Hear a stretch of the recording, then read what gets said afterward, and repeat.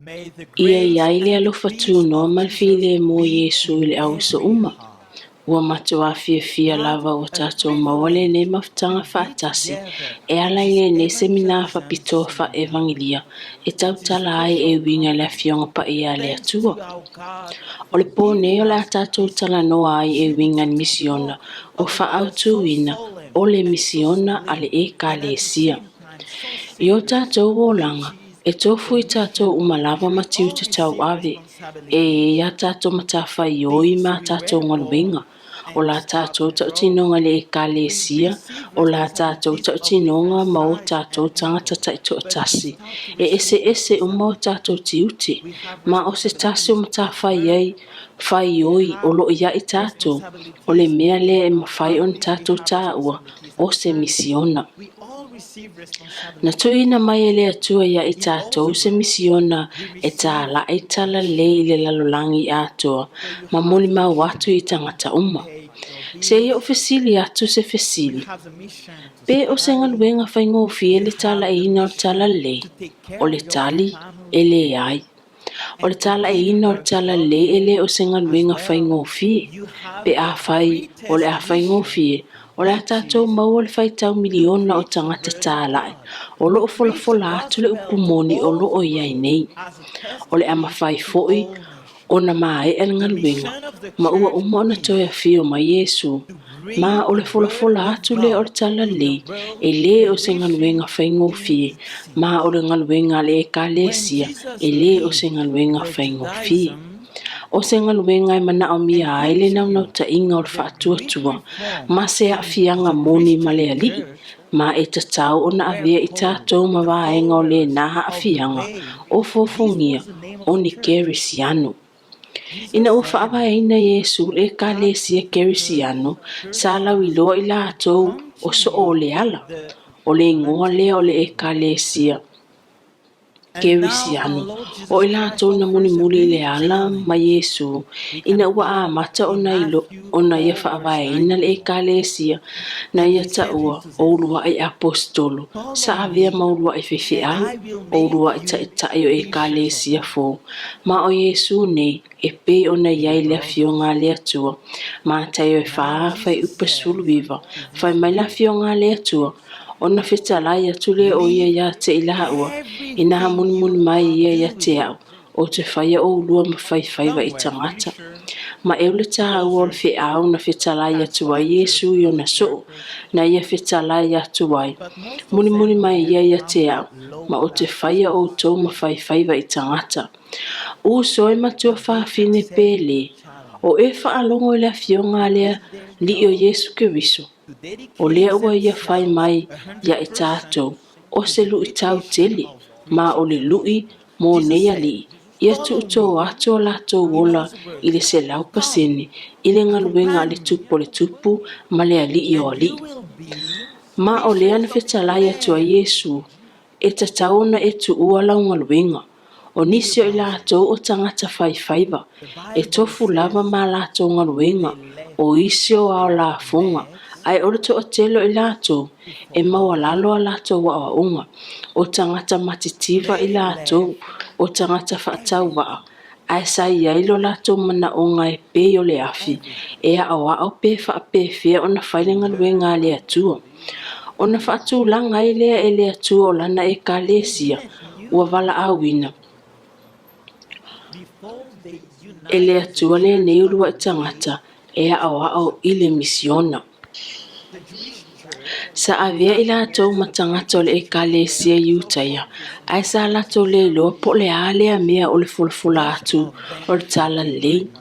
O le loto iutaia, sa lātou tautu i uputu umanga nuu i le whaatinonga o lātou sauninga, ma o le tele o vaenga sa whaamalosia i tangata, ma o lea ua le loa e neiso o le whaatinonga o le tala inga o le tala lei, ma le whainga o le ngaluenga. Ma ua a mata i Yesu i le whaape atu, muli mai ia te au, o te whaia o tau ma whaiwhaiwa i tangata.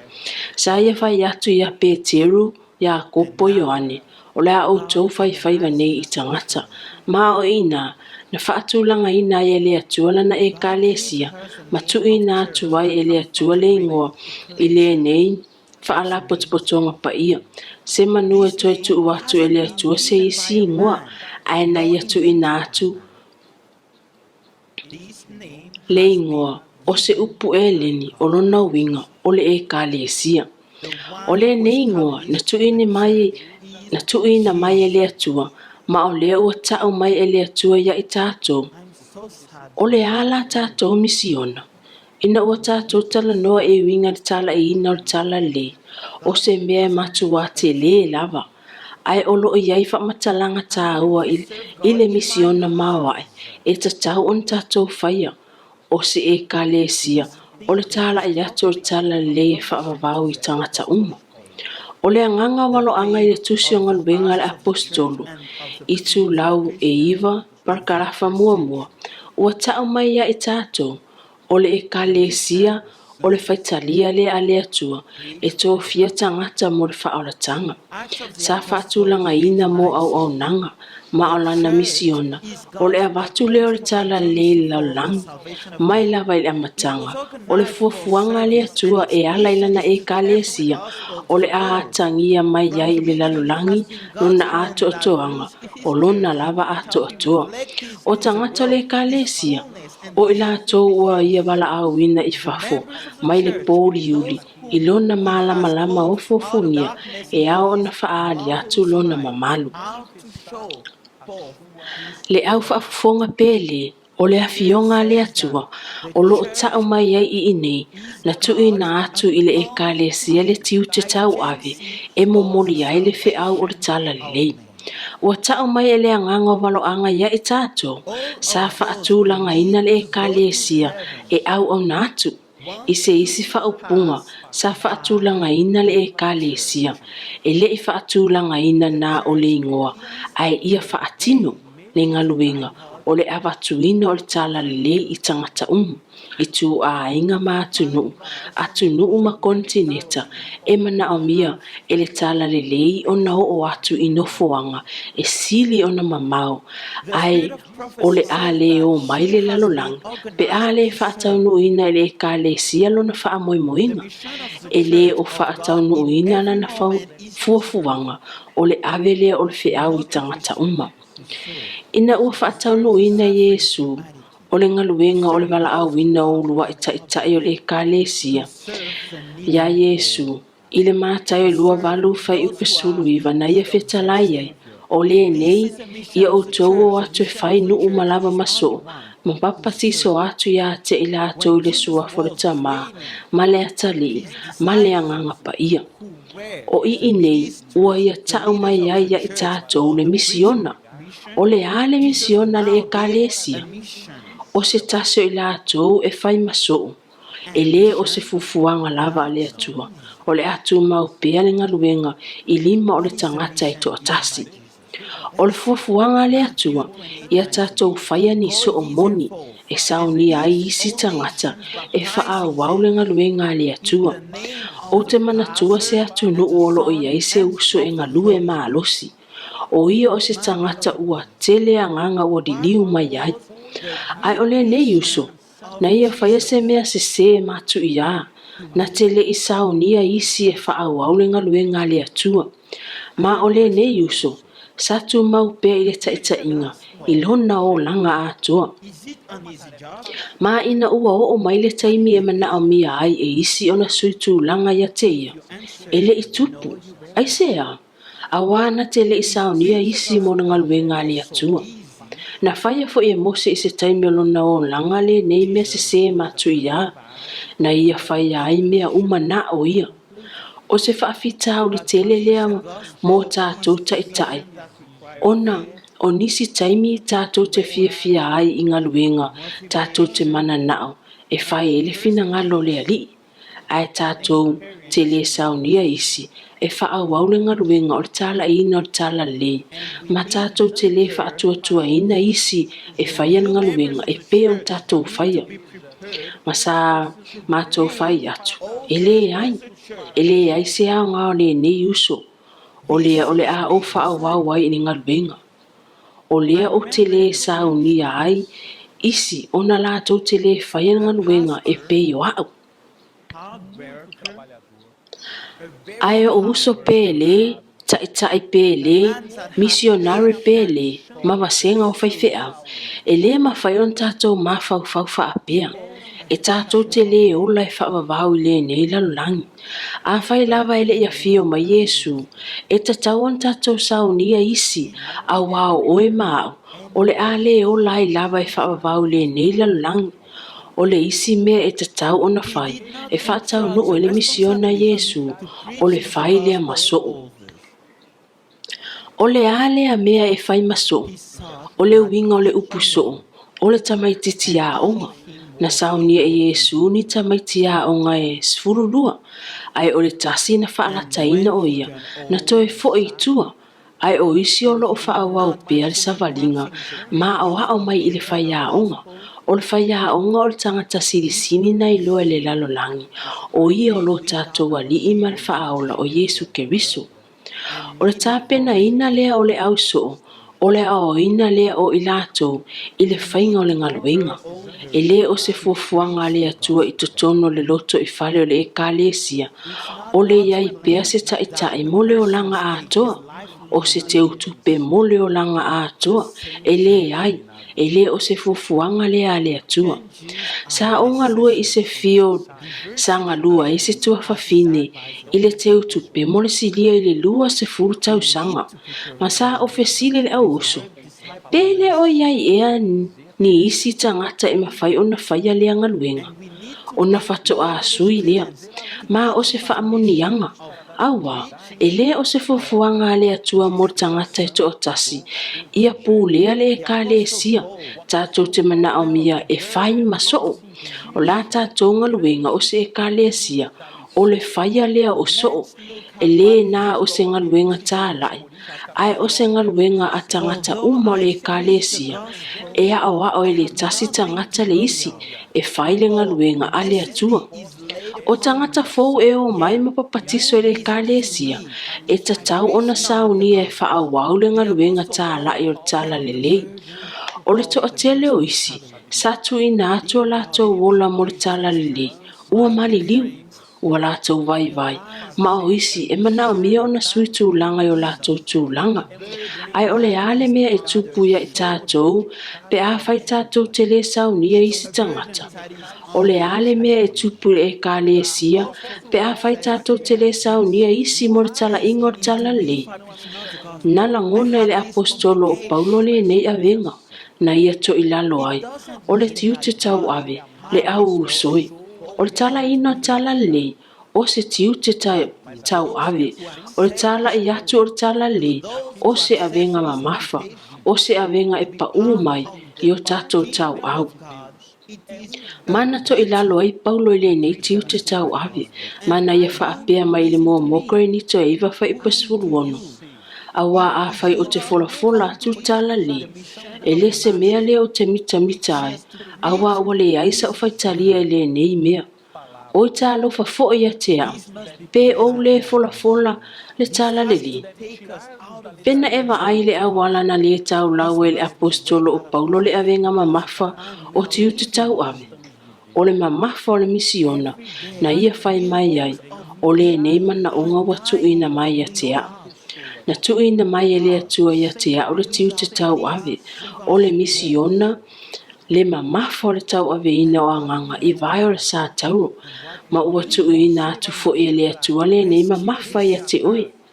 Uso pele tua fine pele, whanau la haiti, e tā la i le tala le, o le sa vali le tala le, ma sa matua ai la ngona le apostolo Paulo le mamafa o lona tiuti.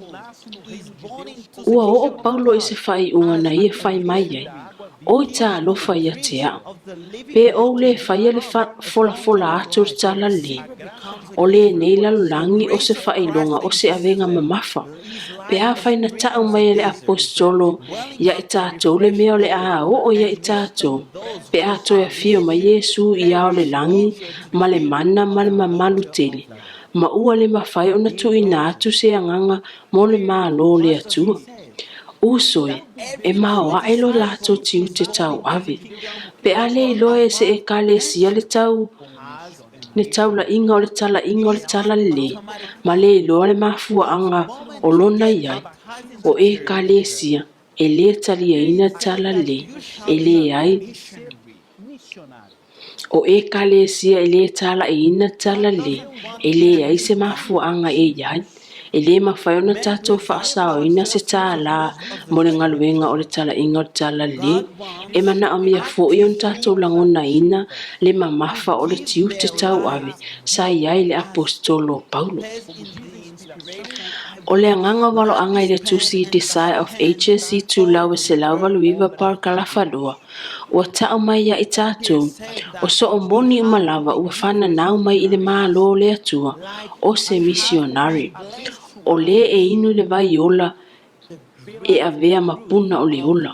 O le tala e ina e avea matangata fo wai. O le alofa tu no o ke viso i le anganga. Ua pei o se vai puna i le toafa. E puna mai e whaafo wina i tangata uma. Ma ua nau ai e inu i le vai o le ola. I lato ua sa uni e whanu.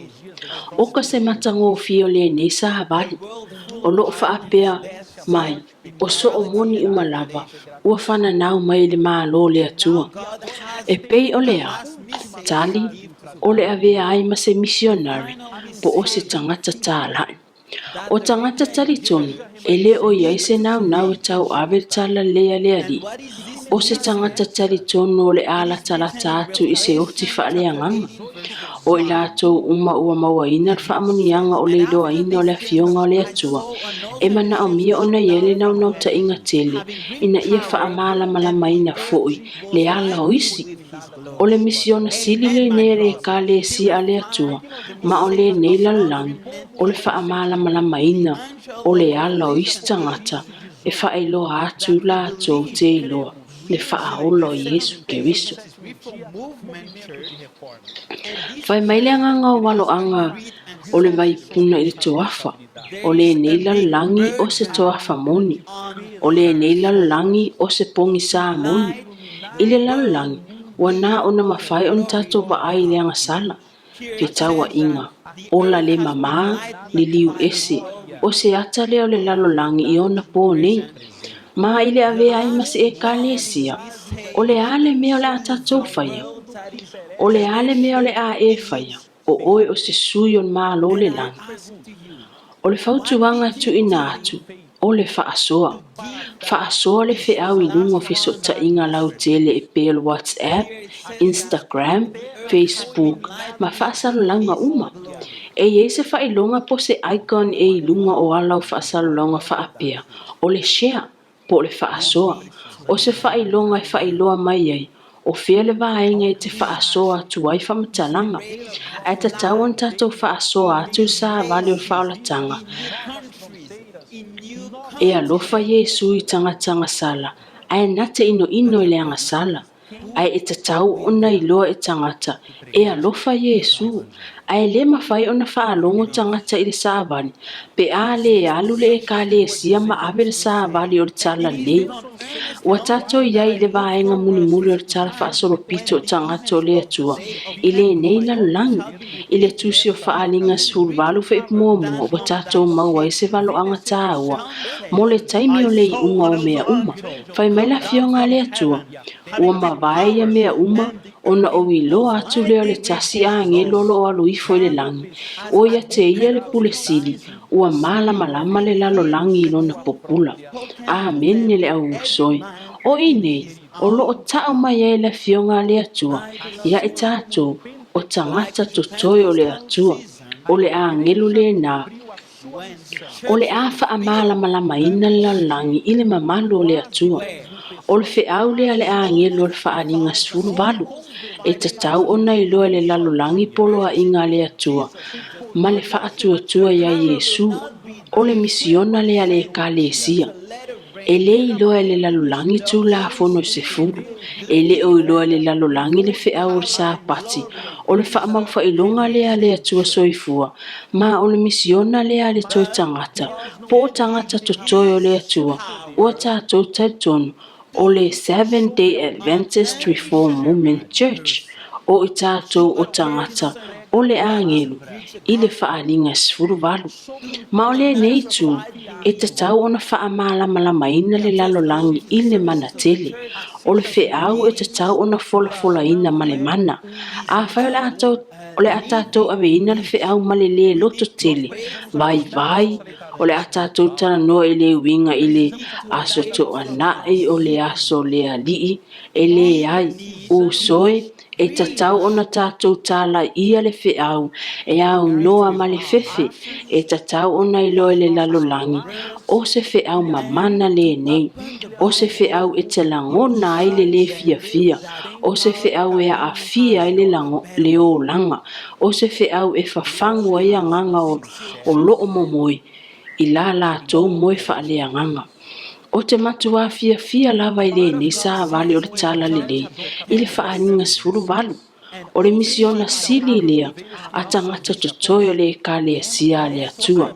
Se e o tatou wawa ai le mea ua whai mai le anganga walo anga. O le nau ta inga lava, o te tuni matai atu i le taimi, o le ato e whai ai mea pei o aso Pentekoso, ma le mālosi, e sili atu nei lo le nā taimi. Fai mai o ane, na ui loa fo ile tasi a ngelu ua alu ifo mai le langi, o ia te ia le pule sili, o faa malama ina fo ile lalo langi ilo na popula. Ona e pei o le vai taimi o le Pentekoso, o le a faa longo ai tangata le upumoni, ua tau tala atuai, ya ila atou, e tasi le tangata, ilana lava ngangana. Last day event, i tu lau e lua se lau mal lua parakarafa e tolu. O ka se maofa o nei a wa unga. Tātou te whaatari uma li lingi ina mai o le anganga pa ia. O le timo whaamoni anga.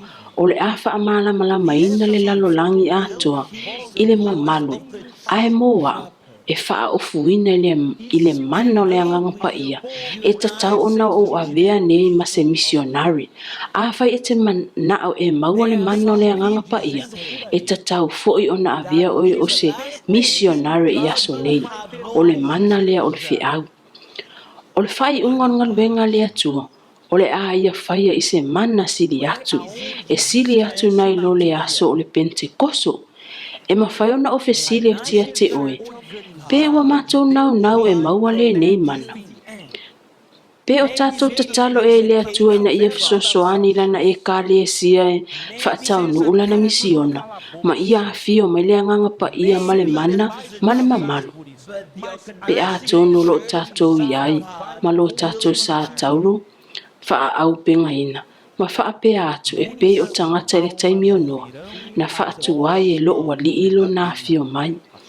Uso pele, e to o tele tangata, anganga wha maoni o le atua, e mana o mio na wha alongo i le tala lei e wha wawag. E le o le tala lei o loo tala ina yaso nei i lungo ala leo televisi, lungo o le interneti, lungo o le tio, e tau tala ai na o wha amalo longa mawavenga. O le whiau le atua mo lana e ka lesia, o loo whatau no ina ele misiona, o loo i le tala le e Ioane se furu fa e pasfuru onu. Ua ia te a o foi isi mamoe, e le o i le nei lo toa, e te tau na o ta ina mai o i lato, e whaalongo fo i lato i lo leo, o na tasi ai leo le lafu mamoe, ma le leo mamoe to a tasi. O ka se sa vali mamana, o le ua tau mai ia tātou le au uso pele, o lo o iai le atua mamoe e le o ilana lafu, o mamoe o lo i totonu, o loto a sise, o le loto a o mamoe, e le fai masui o le whiau o le angelu i le whaalinga suru walu, ai o le avala au ina e le ali nei mamoe, ua umona wala au mai oia, ma e tele mamoe o lo i totonu loto a sise, ua whaalongo ina lana wala au, ai o le to o tele o nei mamoe, o le a whaalongo i wala au, e pei lava ona iai le aso le Pentekoso o le apa ule anga pa ia male mana tele man mamalu tele na va ai le au ona le ali i faafita uli o le ai iai le ekalesia talu mai le fe au tasi valu tolu ma ona i faafita uli o le a fa au pea ona iai le ekalesia e o mai ona pone ina ua va ai le au ona le ali le fe au o le tasi valu tolu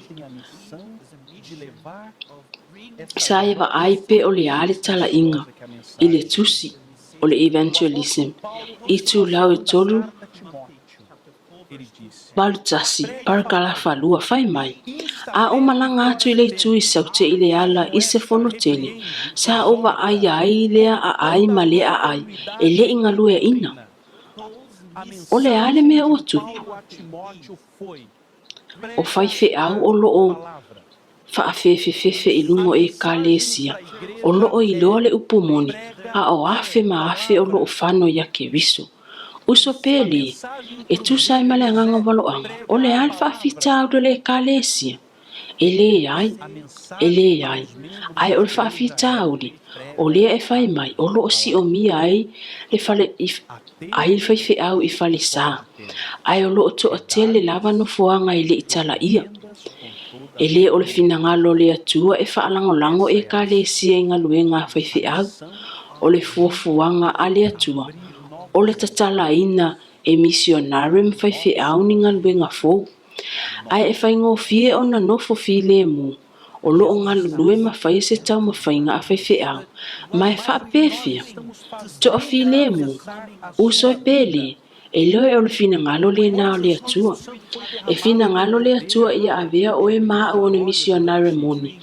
ina ia maua se faifeau se taimi e tatalaini galuega fou ina ia maua ai se aulotu ni latou toeaina i le loto i fale ma o atu ai misionari e tatala ni galuega fou fai mai le apostolo paulo e lana tusi a timoteo ia e talaʻi atu le upu ia e faamalosi i ona aso e tauga lemu ai ma ona aso e lē tauga lemu ai ia e faatonu atu ia e aʻoaʻo atu ia e apoapoaʻi atu ma le ono saʻi uma ma le aʻoaʻo atu 2 timoteo mataupu e fafai upo e 2 o ii nei tatou te maua ai le misiona tele a le ekalesia o le a le misiona o le tusi a paulo ia timoteo o se faifeau talavou na ia fai mai e tālaʻi le upu o le a le misiona mo le ekalesia o lēnā e tālaʻi atu le upu o le a le feʻau mo tagata o le ekalesia ia e folafola atu le upu o le a le feʻau mo faifeʻau ia e folafola atu le upu e lē o se fuafuaga a le atua le aʻafia o le taʻitaʻiga o le ekalesia i faafitauli taupulega o faifeʻau ma misionari e tatau ona iai i le galuega e mulimuli i le misiona tele a le alii o le talaʻia lea o le tala lelei o le talaʻi atu o le upu e lē ai se taimi maʻuti e tālaʻi ai le tala lelei e lē ai se itulā e tālaʻi atu ai le tala lelei o taimi uma lava o se avanoa i le uluaʻi ekalesia sa faamanuiaina le uluaʻi ekalesia ona sa fai e agaga a latou fifiliga i le itu o le upu moni ma o loo faapea mai le tusi paia i le galuega 10 fai upu e 5 ua faamalosia foʻi ekalesia i le faatuatua ma ua faatoʻateleina i lea aso ma lea aso o le a le mea ua taʻu mai e le upu ia i tatou ia faatupu teleina ekalesia i aso uma uso pele bo pele le au faafofoga pele o le afioga a le atua e iai ni ia nisi uso e talitonu e lē manaʻomia ona tuputupu aʻe le lotu lē ai o i matou ni tagata laiti matou te lē tautalaʻi le tala lelei matou te lē tautalaʻi atu le feʻau e toʻatiti tagata o le atua e moni e ititi le ekalesia le atua e faavaloaga le auso pele e tatau ona tuputupu aʻe le ekalesia ia tuputupu aʻe i le telē ma le lelei Mātou tele o Mātou tele o whai atu, e te tau o na tātou papatiso ina tangata i so se au wala, o tangata ele o saunia mo le sāwari, ai ole winga ole mea e te tau o na tupu wa ele ka le sia. Whai mai le musumusunga, e te tau o na tatala ina whanua fō ngaluinga, e te tau o na whao popua nganga i lea whaatuatuanga, i le whaatuatuanga, o le ai ni ngoa fōu i wha mau maunga ale e ka le sia, o i ngoa o le ai wha mau maunga ola, wha mau maunga ola pea i le langi. Talo sia ia tātou i loa le mea, e mawhai o na whai i tupe na wha ahalu mo le wha malia ina o le tangata lava ia. Uso e matua whawhine, i nei o lo tau mai e lea tua ia i tātou. E ta tau o na forfola atu i tala lei. O le tele o taimi tātou te whaalawina tātou puna o tau tupe. Mō isi lava mea. Mō tātou a inga, mō lo tātou wha ma whanawhananga. Ai o le ale mea o tātou whai ele e ka le sia le atu. I le mātai o lua whawha i pasu whana i wha apea mai. E tala ina tu fo ile nei tala leon ma lo ile lalo langi uma. E whai mamoni mau inu uma. O na o mai leo le ngata anga. O le are wha mo moenga sili o le ali. Ia fola atu i tala leile lalo langi atua. Ina ia o atu i tua o i fōu, i tu ma lo fōu, territory fōu.